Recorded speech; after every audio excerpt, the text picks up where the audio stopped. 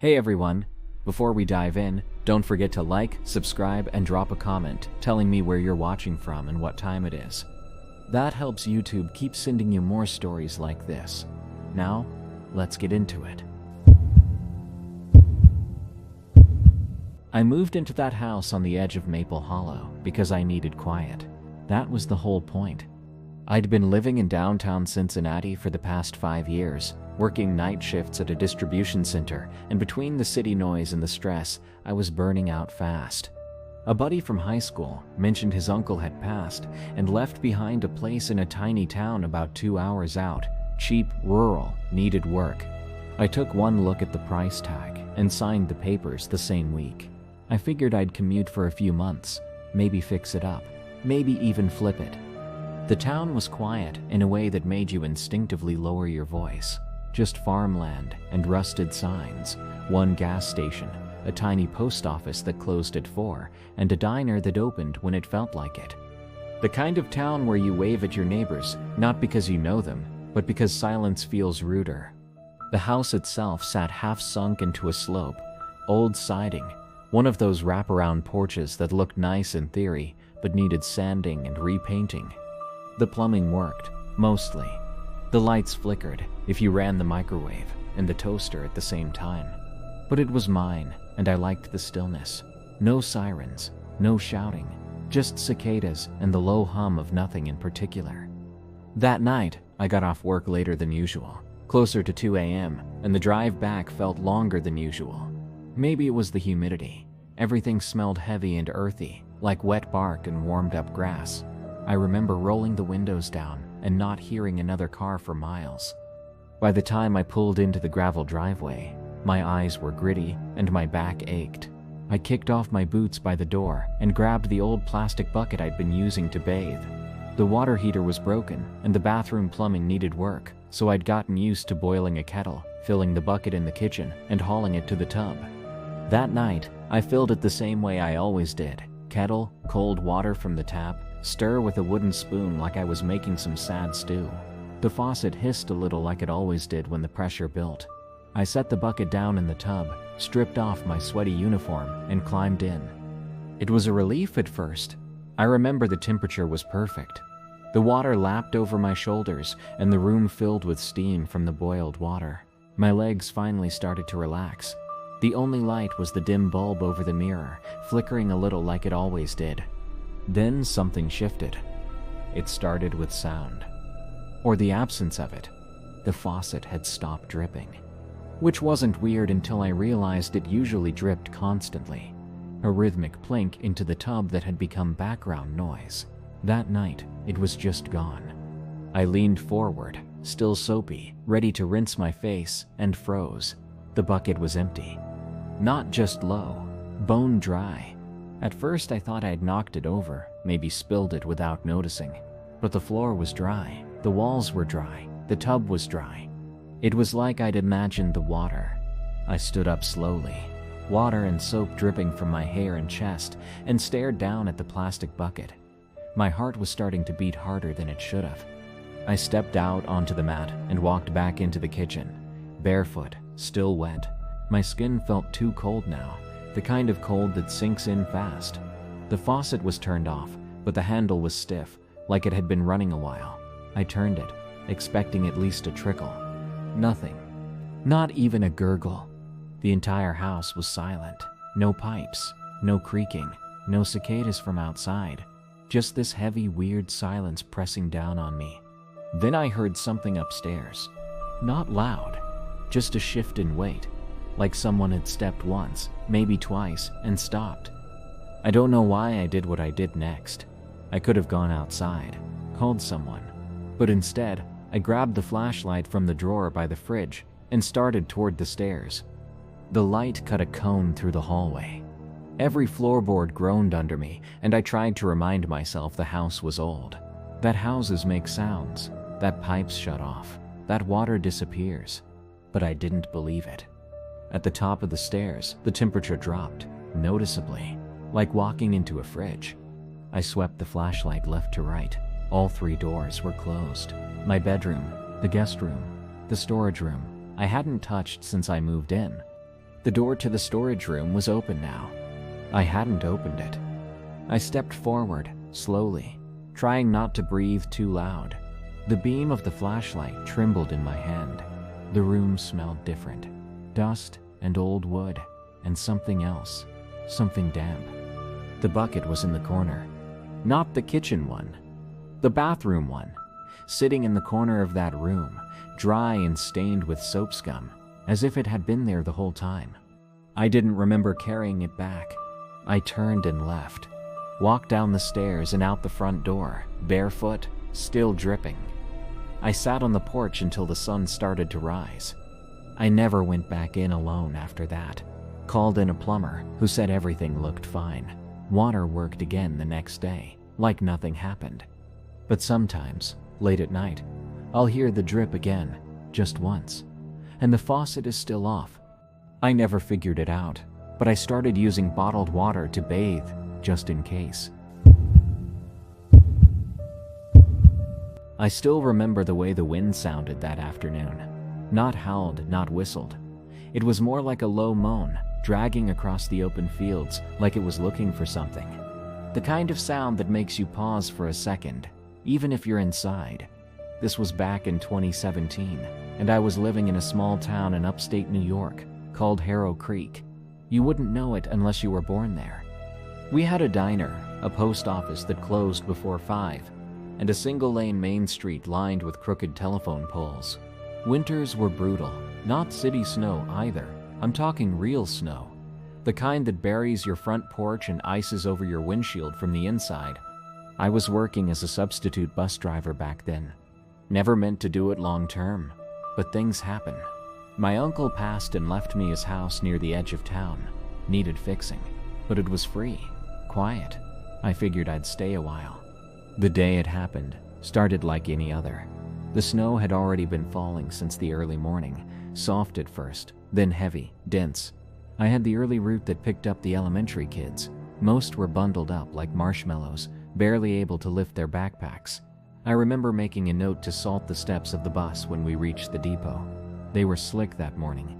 After school let out, I started the drop-off loop. Most of the roads were already half buried, tire tracks vanishing as fast as we made them. Harrow Creek doesn't get plowed until after dinner, so driving was careful, slow. I knew each kid's stop like muscle memory by then, but that day one stood out, Tommy Griggs. Tommy was 9, lanky kid, always wore this green puffer jacket with a bright orange zipper. He sat 2 rows behind me, usually quiet, always polite. He lived with his grandparents on Orchard Road, which was technically the last stop before I circled back to the school. They had a little farmhouse tucked behind a line of pine trees, mailbox bent from years of being hit by plows. I always waited to see him get through the gate before pulling away. That afternoon, I watched him hop off, waving. Snow was coming down hard, thick flakes spiraling in the wind. He trudged across the driveway, leaving clear prints behind him. That image stuck with me. The contrast, bright green against pure white. I waited. He made it past the gate. I turned the wheel. That was the last time I saw him. The next morning, I got a call from the school dispatcher before sunrise. Tommy hadn't come home. His grandmother called the police around 9 p.m. the night before, said he never made it inside. The footprints, the ones I'd watched form, led across the drive, up to the porch, and then veered off. Not toward the house. Away from it. They found them trailing along the side of the property, through a patch of yard that curved toward the woods. They crossed the frozen creek behind the barn. Past that was just forest. Thick, dark trees spaced tight together. The weird part, those footprints stayed steady for a while. No signs of struggle. Nothing that looked like someone was chasing him. Just one set of prints, moving forward, confident. I joined the search party later that morning. It was still snowing, though lighter. Cold settled into your joints like sand. We wore orange vests and carried radios. They split us into sectors. Mine was east of the Orchard line, near the old logging trail. You ever walked through woods after a blizzard? It's not peaceful. It's dead. The snow mutes everything. No birds, no rustling. Just the sound of your own boots crunching.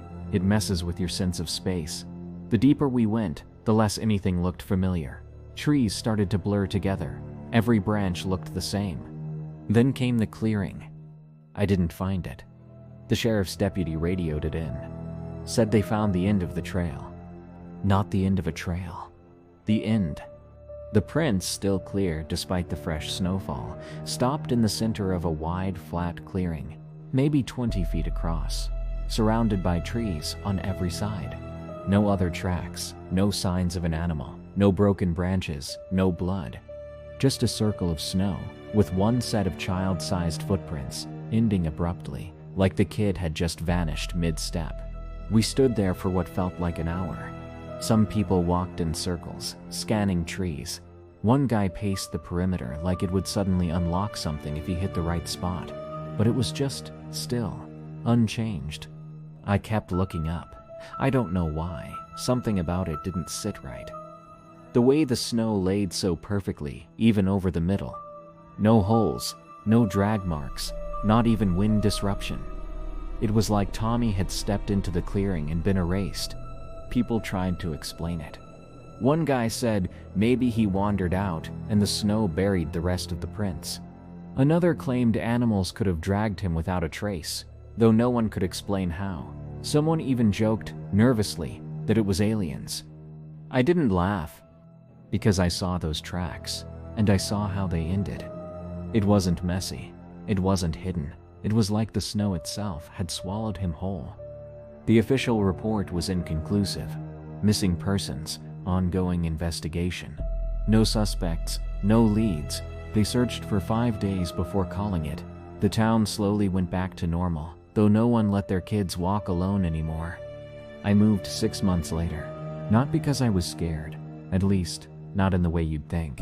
It was the way the woods felt different after that, like they were watching, not actively, just aware. Like they had always known something I didn't, and now that I did, I wasn't welcome anymore.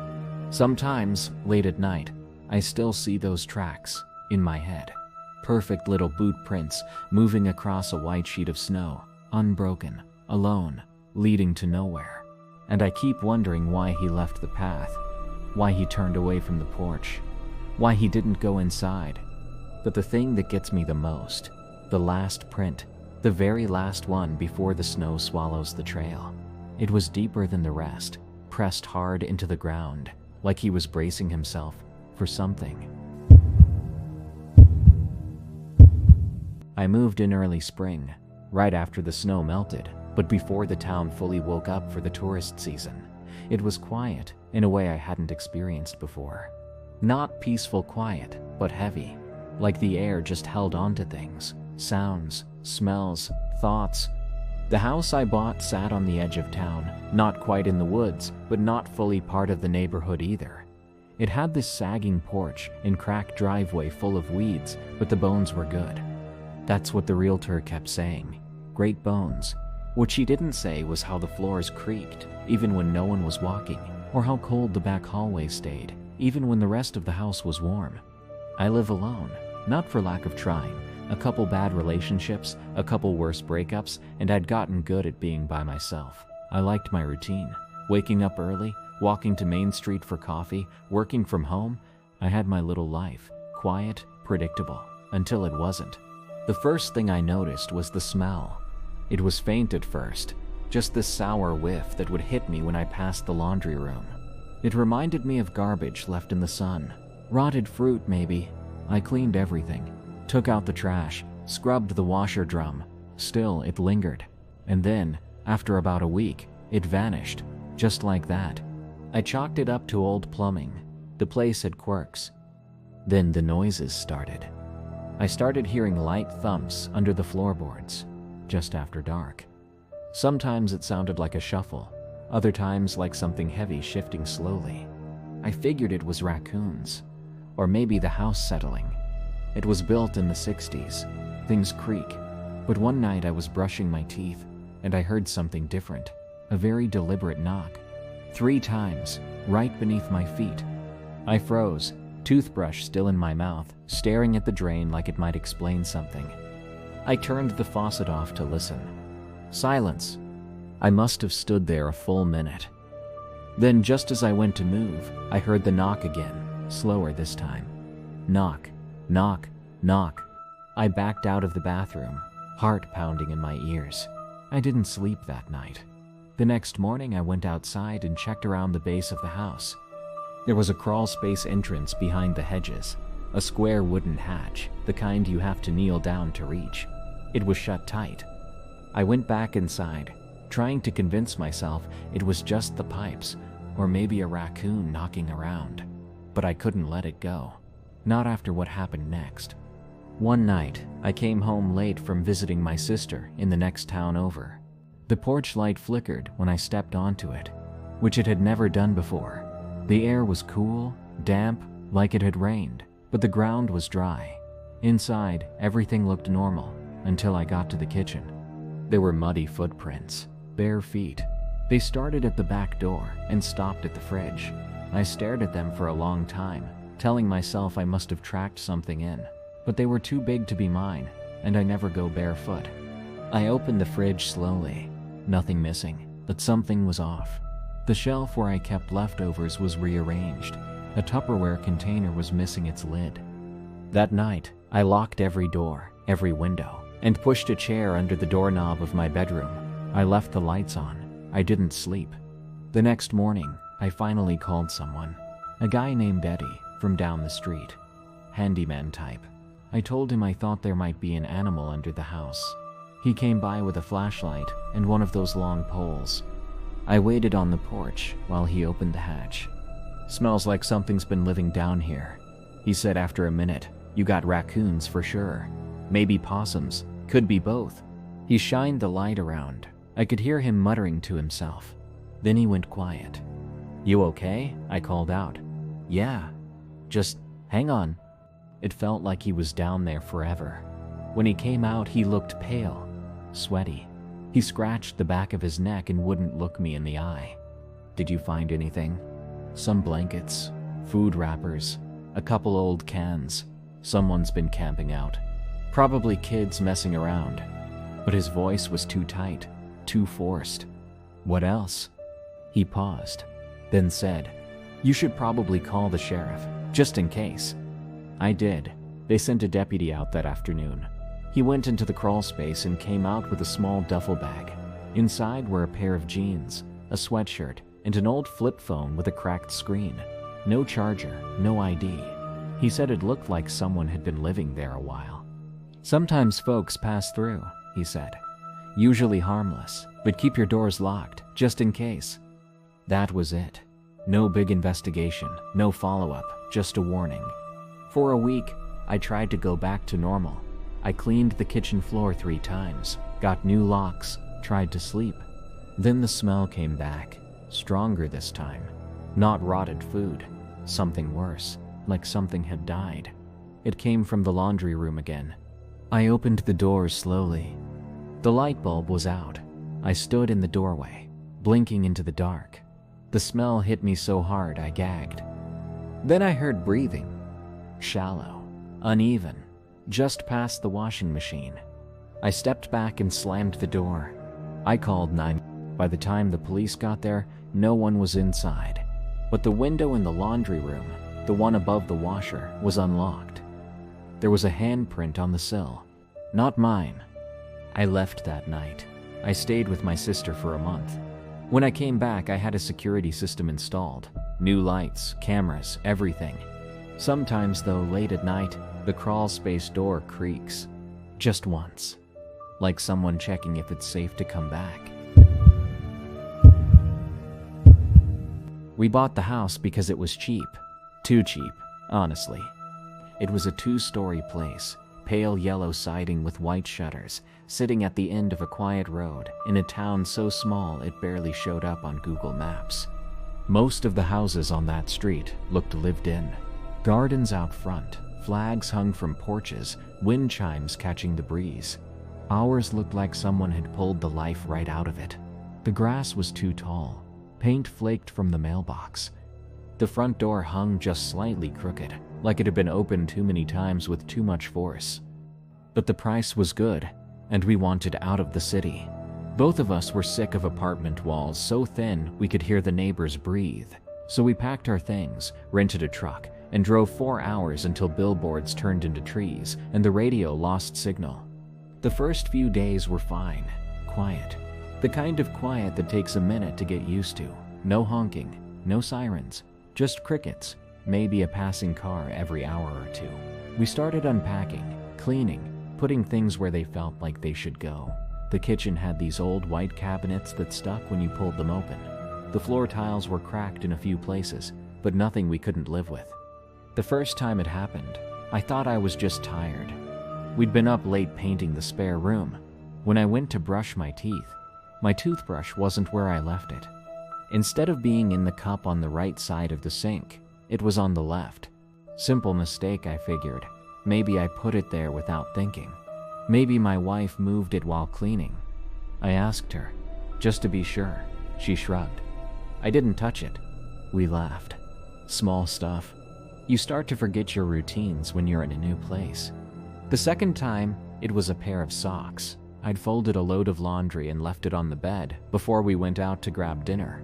When we got back, the pile was still there, mostly untouched, except one pair of socks was gone. Not in the hamper, not under the bed, just gone. My wife blamed the dryer at first, but we both knew they made it inside. We saw them. I put them on top. Bright blue, brand new. I looked through every drawer. Nothing. It became a kind of running joke after that. The house ghost, she called it, but her voice got quieter each time she said it. One afternoon, I was coming back from the hardware store and noticed the front door was open. Not wide, just a few inches, enough to make me pause before pulling into the driveway. I was sure I'd locked it. We were careful about that. The door didn't creak, it just drifted inward with a soft push when I stepped onto the porch. The house smelled like dust and something else I couldn't place. Slightly sweet, almost like syrup, but not quite.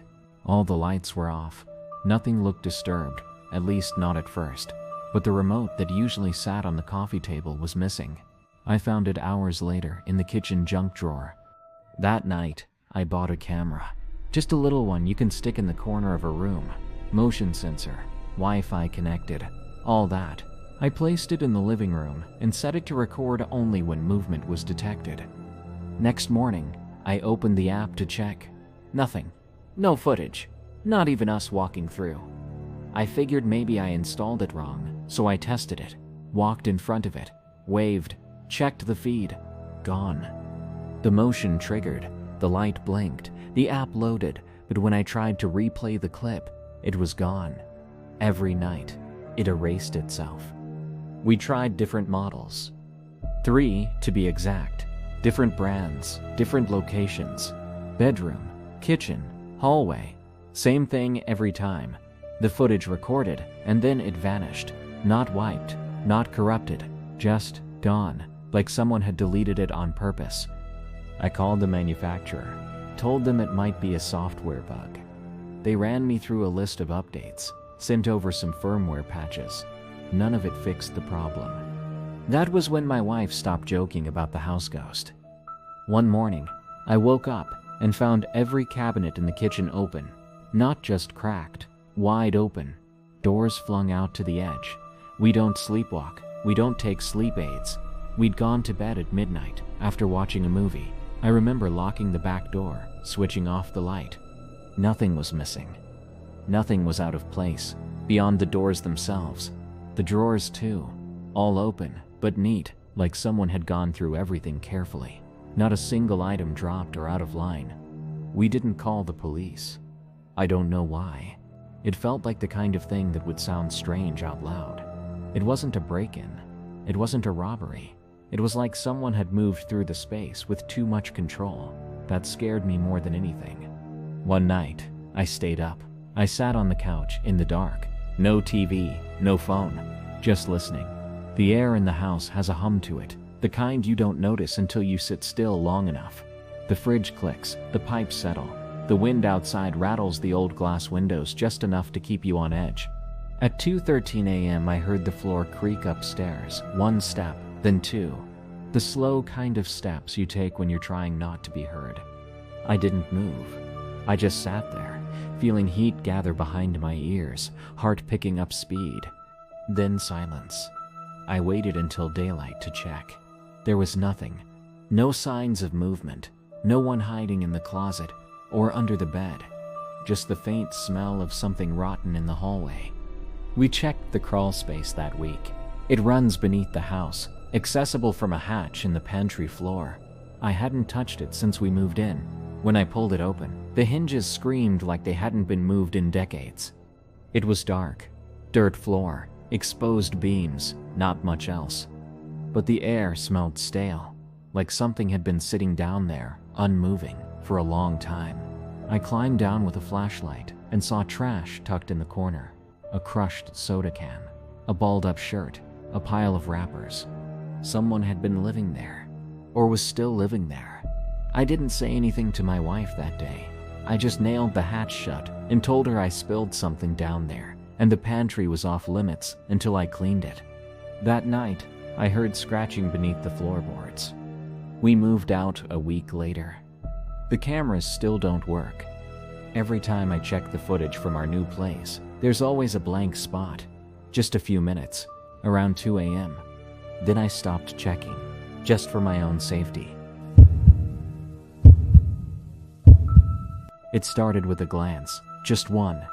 I was wiping down the windows out front, the morning sun cutting sharp across the glass. I remember it clearly, because the rag left streaks, and my manager had told me not to use the cheap cleaner anymore. The sidewalk out front was quiet, except for a man walking by. Tall, maybe in his late 40s, with a slow, steady pace. He didn't look my way.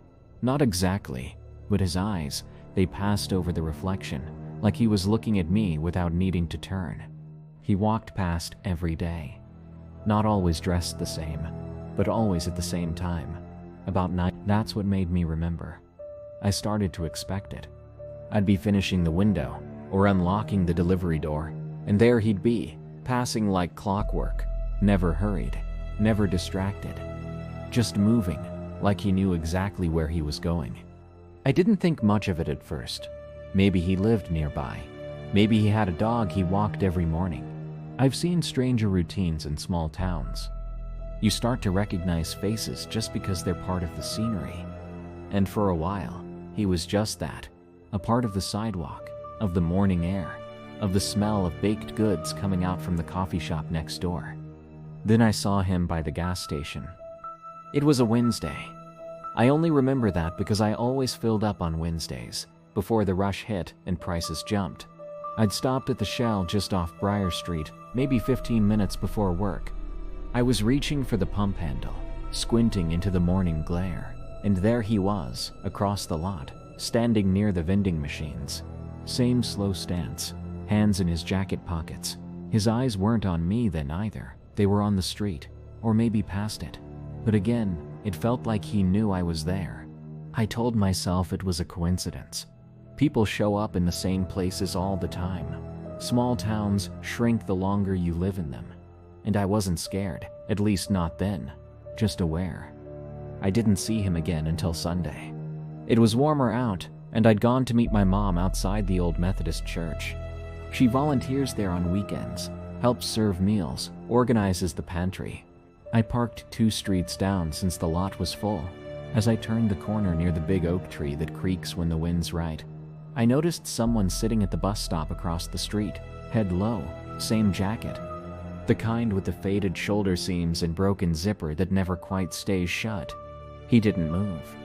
I walked a little faster, not because I thought he'd follow, but because something had started to weigh on me, like a thread was pulling from my routine, a pattern I hadn't realized I was a part of. I didn't say anything to my mom. We served coffee. We wiped down tables. I smiled like everything was fine, but my eyes kept darting to the windows. That night, I couldn't sleep. It wasn't fear, not the kind you feel when something loud happens in the dark. It was quieter than that. More like a hum you can't hear, but still feel in your chest. A kind of thinking that doesn't stop when you close your eyes. The next morning, I watched the sidewalk before I unlocked the shop. He wasn't there. I kept waiting. 9:15 passed, Then 9:30. Still no sign of him. I should have been relieved, but instead, I felt worse, like something had shifted. By Thursday, I'd convinced myself I was imagining things. Stress, lack of sleep, too much caffeine. I even laughed about it with Tanya, the girl from the register. Told her I thought I had a secret admirer. She said, "You wish," and we both laughed harder than we meant to. But that same night, my manager called me into the back room. He's a guy named Jim, quiet, older, with tired eyes and a habit of rubbing his jaw when he's about to say something uncomfortable. "You've seen a guy hanging around out front lately?" he asked. I hesitated. "Yeah, tall, brown coat, sorta, grayish hair, slow walk?" I nodded. Jim looked down at his hands, then said, "I don't want to scare you, but that guy, he used to date someone who worked here. Back in 2019, a girl named Alicia. She looked a lot like you." I stared at him, my mouth dry. "She went missing," Jim said. "Police never found her." I didn't ask anything after that. I just left work early. Over the next week, I changed everything. My route, my gas station, my schedule. I told my mom not to wait for me outside anymore. I drove out of my way just to feel like I wasn't being watched, but it didn't help, because I started getting calls, just once or twice a day, the kind where no one says anything. You pick up, and there's just breathing, or silence, not even a click when they hang up, like they were still there, listening. I got a new phone. I changed my number. Didn't matter. The calls started again. Then came the envelope. No name on it, just left on the counter while I was in the restroom. Tanya said some guy in a hat dropped it off. Inside was a photo. Me, at the gas station, from across the lot. I was bending to pick up my receipt. I quit that day. I moved back in with my mom.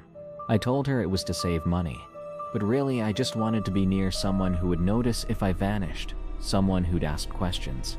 Some nights, I wake up with the feeling that someone is outside, but when I look, there's nothing there, just quiet, empty street, porch light buzzing against moths. I never saw him again. Not clearly. Maybe he lost interest. Maybe he's still watching, just better at hiding. I don't know. But I've learned something from all this. You notice patterns when you've been living the same day for years, and sometimes those patterns notice you back. You grow up thinking that the people in charge will protect you, that if something goes wrong, there are adults who know what to do, who will do the right thing. But I'm here to tell you, that's not always true. Sometimes the people you're supposed to trust are the ones keeping the worst secrets. It started the fall. I turned 16. I was a junior at Briar Hollow High, which sounds fancier than it is. It's one long beige building at the edge of a soybean field, with cracked pavement out front and vending machines that eat your dollar every other time. Our town, Larkspur, isn't big, less than 4,000 people. We've got a gas station, a diner, a post office that smells like mildew, and one stoplight that flickers more than it works. I didn't have a car yet, so most days after school I walked home. It wasn't far, about a 20-minute walk past the Dollar General, and down a road lined with pine trees and old fence posts that leaned like they were tired. The walk never bothered me. It was quiet, peaceful even. You could hear birds, the wind in the trees. Sometimes a squirrel would dart across the road, or you'd see deer out near the ditch. That's why I noticed the truck right away. It was a red Ford, older model, with patches of rust along the bottom and a dent in the driver's side door. At first, I figured it was just someone passing through, maybe heading to the feed store or cutting across town. But the truck didn't pass. It just sat there at the edge of the road one afternoon, engine running, windows dark. I remember looking straight at it. I couldn't see the driver, but I could feel him watching. The next day, same thing, truck parked just past the old bus turnaround. Still, quiet, engine humming low. I walked faster. By the end of the week, it became routine. Red truck shows up around 3, parks near the same spot, never moves, never honks or rolls down the window, just sits there, watching. I told my mom that Friday, She said maybe it was someone waiting for their kid. I told her no one ever got in or out. She said I should just walk home with a friend, so I did, for a while. But Larkspur's not a place with lots of options. Schedules shift, friends get rides. Some days I had no choice but to walk alone. And every time I did, he was there. I decided to mention it to Sheriff Avery. He'd been sheriff since before I was born. He had that slow drawl and way of leaning on counters like he didn't have anywhere better to be. I caught him at the gas station one morning, sipping coffee from a gas station cup. "Sheriff, can I ask you something?" He looked at me over the rim of the cup. "Shoot." "There's this red truck that's been showing up after school. Guy just sits there, watches the road every day." He squinted, then nodded slowly. "That's just Dale. He's harmless. Been around longer than you have. Don't worry about him." That was it. He turned back to the donuts like we'd just talked about the weather. I wanted to ask more, but something about the way he dismissed me told me it wouldn't help. So I walked away, told myself maybe he was right. But then I started seeing the truck in other places. Wednesday mornings, I'd stop by the marathon station on Oak Street to grab a breakfast sandwich before school. And there he'd be, parked near the ice machine, angled so the front faced the door. Twice I saw him outside the church where my mom volunteered. Once at the laundromat on a Sunday afternoon. He never got out, just sat, watched. Then one night, I swear I heard the sound of a truck idling outside my window. I got up, looked through the blinds. The street was empty. I didn't sleep after that. I started cutting through backyards, borrowing rides from classmates. I stopped going out alone, period. But it didn't change much. The worst part was knowing that someone else knew and didn't care. 3 weeks later, it happened. Maddie Dempsey, a senior, went missing. Last seen walking home. Her backpack was found 2 miles away in a creek bed. Her phone smashed at the edge of a cornfield. The whole town lit up. Flyers, search parties, candlelight vigils. But something about it all felt too familiar. Because I remembered something. When I was 11, another girl vanished. Kayla Peters. They said she ran away, but no one ever heard from her again. And 5 years before that, a girl named Monica went missing from a farm just outside town. Her case went cold. 3 girls, all in or near Larkspur, all gone. And every time someone asked Sheriff Avery about it, he said the same thing. "We're doing all we can." It wasn't enough. It wasn't until a hiker got lost near the state forest boundary that anything changed. He stumbled onto a shed deep in the woods, far off the trail. Inside were cots, chains, clothing, a pile of journals, and pictures. Dozens of pictures of girls. Some were posed, some looked like they were sleeping. One of them was Maddie. Another was Kayla. One of them was me. I still don't know how that photo was taken. They arrested Dale 3 days later, found him holed up in a camper behind an old barn, half a mile from the shed. He had a collection of IDs, a wall of newspaper clippings, a handwritten list of names. When the truth came out, it was worse than anyone imagined. Dale hadn't just followed girls. He'd taken them, kept them, released some. Others weren't so lucky. And the sheriff, he knew. Records showed complaints as far back as 2000. Parents worried. Girls reporting being followed. Avery wrote them off every time. Said it was Dale. Said he was harmless. He wasn't. They found Kayla's bracelet in the shed. Her DNA on a mattress. Monica's sweatshirt. Maddie's shoes. Avery retired quietly a month later. No apology. No press conference. Just gone. I still walk past the field where the red truck used to park. The grass there grows a little taller than the rest, like the ground remembers. And sometimes when I'm alone, I think about how close I came to being one of those names on the list. The sheriff knew. He knew, and he did nothing. It happened last October, just outside of town in northern Pennsylvania. I was working late shifts back then, covering an old motel off the highway that barely had guests. The hours were long, The nights quiet, and the pay was lousy, but I needed it. I was between jobs, between places, between versions of myself I didn't quite understand. I used to take the back roads home, partly to avoid the highway traffic, but mostly because it gave me time to breathe. Those roads felt older than the town itself. Cracked blacktop with faded lines, thick trees on either side closing in like a tunnel, and the occasional mailbox tilted at an angle that made you wonder how long ago the house it belonged to was abandoned.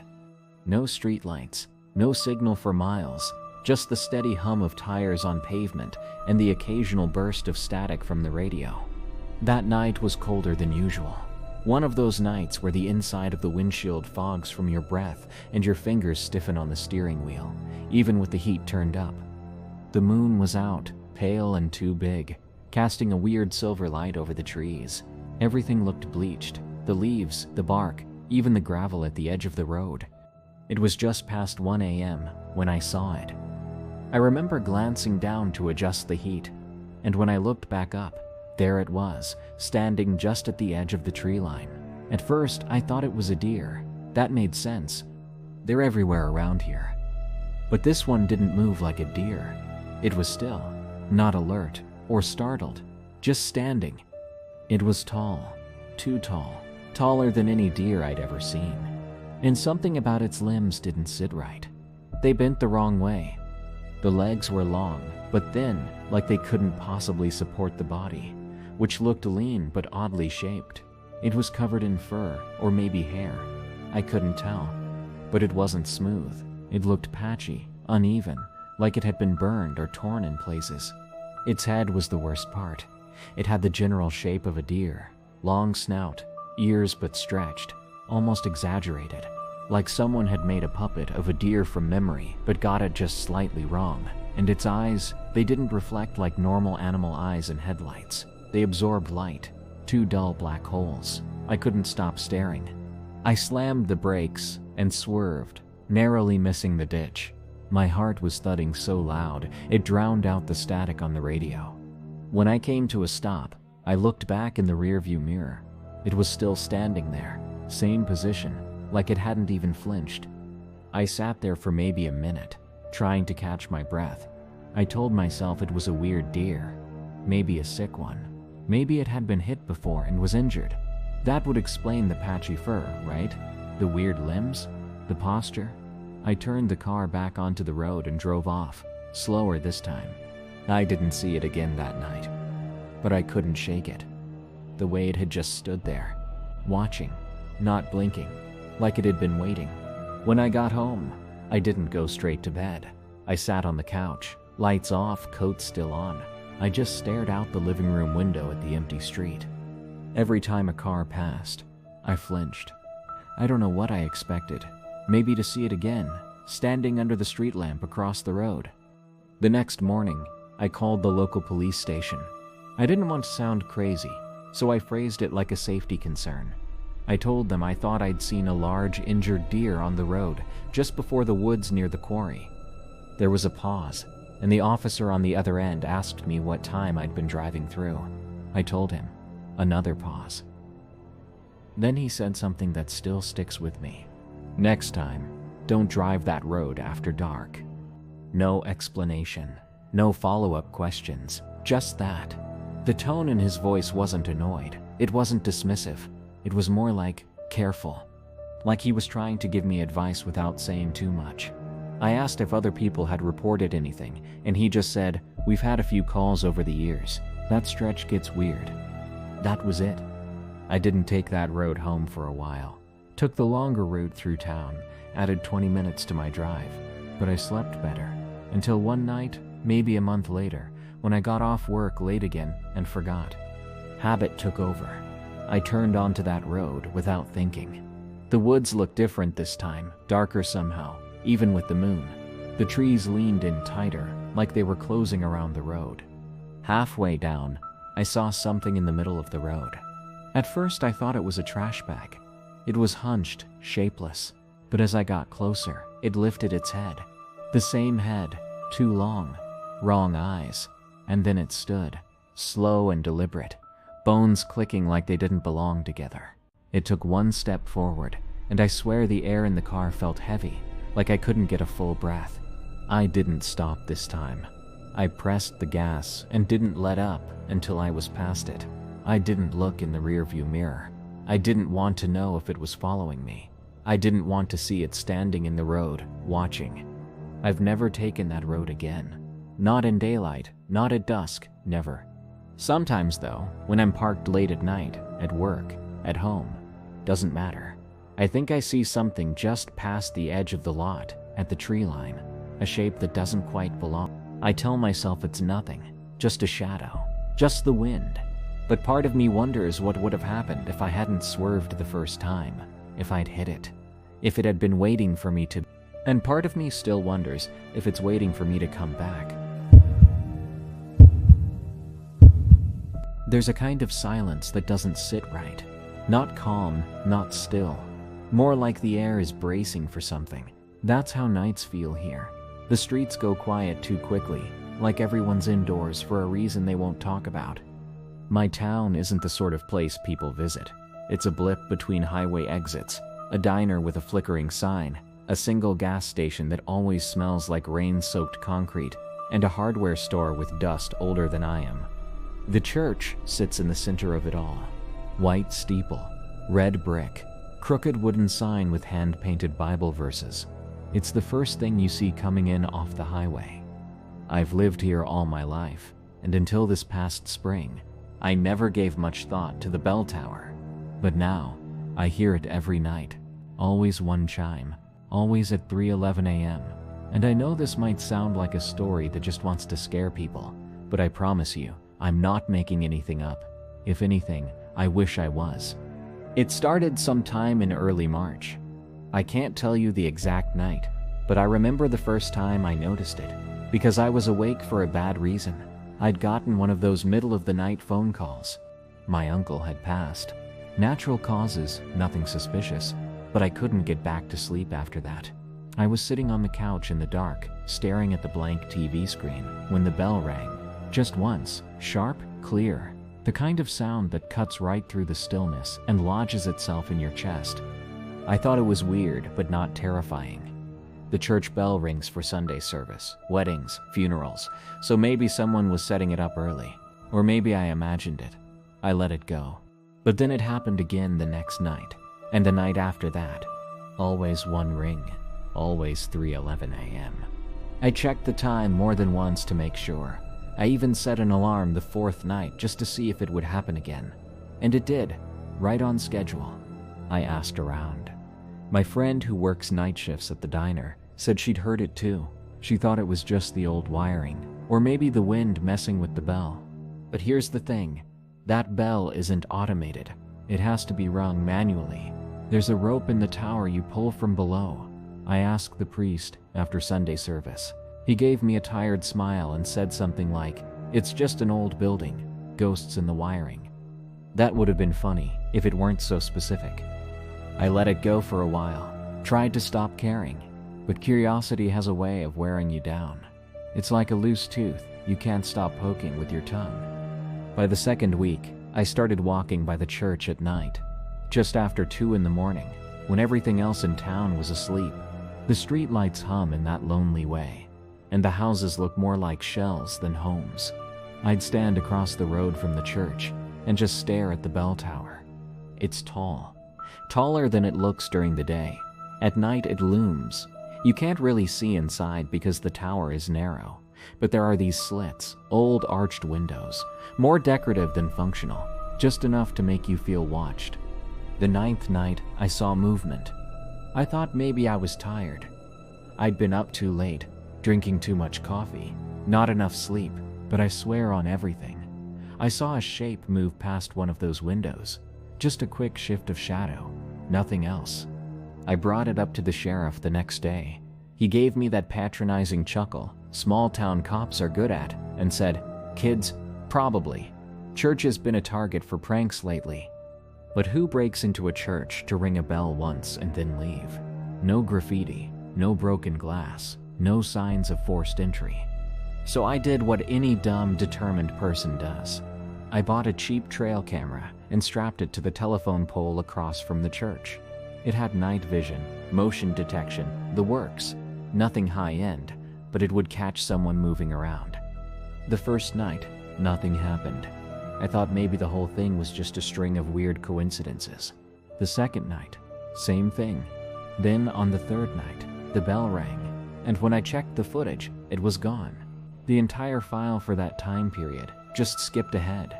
A clean gap from 3:08 to 3:14, like someone had scrubbed it, but who would even know it was there? The next day, I went to Father Marcus again. This time, I was more direct. I told him about the bell, the camera, the missing footage. His reaction was strange. He didn't seem confused or surprised. He just looked tired, real tired. He said, "That tower hasn't been used in decades. You should let this go." But I couldn't. I went back that night with my phone instead. I crouched behind my truck, phone pointed at the tower, recording. 3:10. My heart started to pick up. You know how sometimes, even before something happens, your body knows? My hands were shaking, and I couldn't explain why. Then the bell rang, and I saw him. A man, or at least a shape of one, standing in the window, just still, not moving, no flashlight, no face I could make out, just there, staring down. I ran home, watched the video 100 times. The shape was there, clear as day. The bell rang in sync with the moment he appeared. The next morning, I tried to show it to my neighbor. He's a tech guy, used to work in IT. But when I opened my gallery, the video was gone. Not just corrupted, gone. No trace, just like the trail cam footage. And here's the part I don't like admitting. I started having dreams. Not nightmares exactly, just the sound of the bell, over and over. Sometimes it woke me up. Sometimes I'd check the time and it'd be exactly 3:11, even when no bell had rung. I stopped going to the church. Even in daylight, it made my skin itch. I started avoiding that whole side of town, but I kept hearing stories, quiet ones. A mail carrier said they saw someone standing inside the tower during their morning route. A kid at the school drew a picture of the man in the church and told their teacher he visited at night. People started locking their doors earlier. Even the priest took an unexpected leave, just gone one day. No explanation. It still rings. Every night. One chime, never more. I don't go out anymore to look, but I know if I did, I'd see him, standing in that window like he always is. Some say it's just a glitch. Some say it's vandals. Some say I'm just sleep deprived and paranoid. But if that's true, why do people in town all admit they've heard the bell? Why does everyone fall quiet when you bring up the church at night? And here's the part that bothers me most. If it really is someone up there, how do they keep getting in? And why haven't they left? The bell rings at 3:11. I don't know what it means, but I know I'll never feel safe hearing that sound again. They say you stop noticing the rain after a while, that it just becomes part of the background if you live somewhere wet enough. I never believed that until I moved here. The kind of town where the clouds roll in slow and low, like they're dragging chains behind them. You can feel the damp settle into your clothes, into your bones. Roads stay slick. Leaves stick to the pavement like skin. The gutters cough quietly all day. You learn to live with it. It started with a glance. One of those moments that doesn't seem like much until later, when it knots itself into everything else and refuses to let go. I was coming back from a late shift. Nothing special. Just dead quiet, and the kind of gray rain that doesn't fall. It lingers. It was almost 11. The road that runs past the train tracks was empty, just me and the streetlights flickering through the mist. That's when I saw her. A little girl. Yellow raincoat, standing near the crossing signal, arms at her sides, just still. I slowed a little, not sure if she was real or a shape my eyes made out of the rain. You know how headlights distort things, reflections, steam, movement where there isn't any. But as I passed, I caught a clearer look in the mirror. She didn't move, didn't look at the car, just faced the tracks. It was late, no adult around, no house nearby, just the rain and her. That should have bothered me more than it did. But I told myself, Maybe her parents were just a few steps away. Maybe she lived nearby. I was tired. I kept driving. The second time was the next week. Another night, more rain. I'd stopped at the gas station for coffee. The kind that tastes burnt no matter how fresh the pot is. I was rubbing the sleep out of my eyes and heading back to my car when I saw her again. Same raincoat, same posture. This time, she was near the fence that lines the tracks behind the station. Still no adult. No umbrella. Just standing there with her back to me. I stared for a few seconds too long. She didn't move. I almost called out. But something about it, I don't know. It just felt like I shouldn't. Like I was seeing something I wasn't meant to.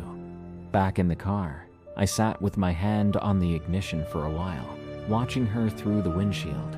I told myself she was just a kid. That it was weird, sure, but not dangerous. Kids play. Maybe she lived nearby. Maybe this was just her thing. I drove off without doing anything. Then it rained again. And again, there she was. Different spot, this time by the bridge where the tracks pass under the old overpass. Always near the tracks, always in the rain, always alone. I started noticing other things too. Odd, small details. How she never seemed wet. How her raincoat didn't shine like it should under the lights. How the puddles never rippled near her feet. I started asking around. Casually at first. At the diner, at work, the usual small talk spots. Hey, you ever see a kid in a yellow coat by the tracks? Most people just shook their heads. A couple gave vague answers, like maybe they had, but couldn't be sure.